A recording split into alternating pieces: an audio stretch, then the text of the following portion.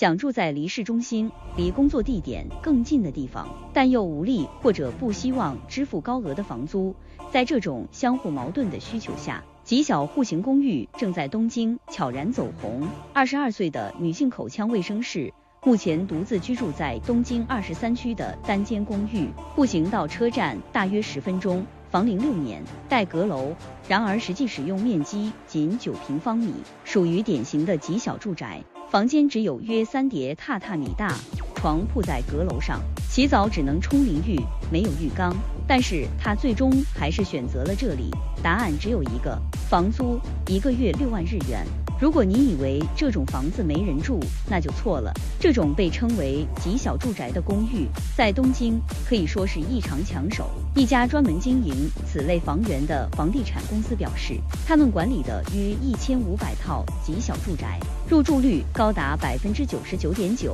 公房一出来，还没正式挂牌，下一位租客就已经在排队。租客中将近90%是20到30岁的年轻人，原因也很现实，这些房子的租金通常比周边市场价低30%以上。对年轻人来说，狭小的空间换来的不是将就，而是时间。或许从老家通勤到公司要1个多小时，但是住进东京后，通勤时间往往会大幅缩短。虽然代价是生活被迫极简，但是就以这位口腔卫生士为例，他说慢慢也就习惯了。在东京，很多年轻人正在做同一道选择题，用生活空间换通勤时间，但也不是所有人都愿意接受极小的生活。随着居家办公的普及，一些年轻人在续约或搬家时开始转而寻找更大的房间，于是建成30年以上的老旧公寓，也就是日本人常说的住谷，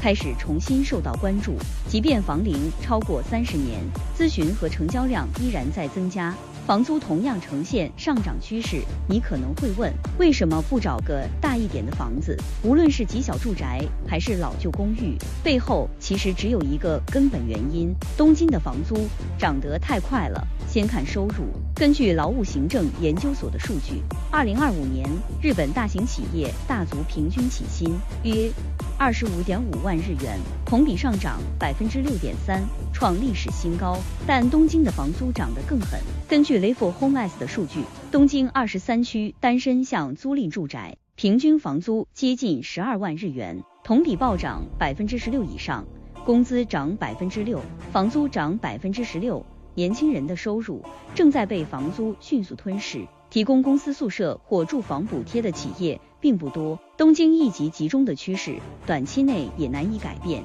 进学、就业源源不断的单身年轻人涌入首都，而住房长期供不应求，让房东更容易提高租金。Live Homes 综合研究所首席分析师中山登治郎指出，未来年轻人很可能继续选择更小的房子、更老的公寓、更低的生活标准，来换取留在东京工作的资格。9平方米的房间装下的不只是床和行李，还有一整代年轻人对现实的适应，甚至是妥协。在东京，房子在变小，生活在压缩，但竞争从未减轻，这就是今天的东京年轻人。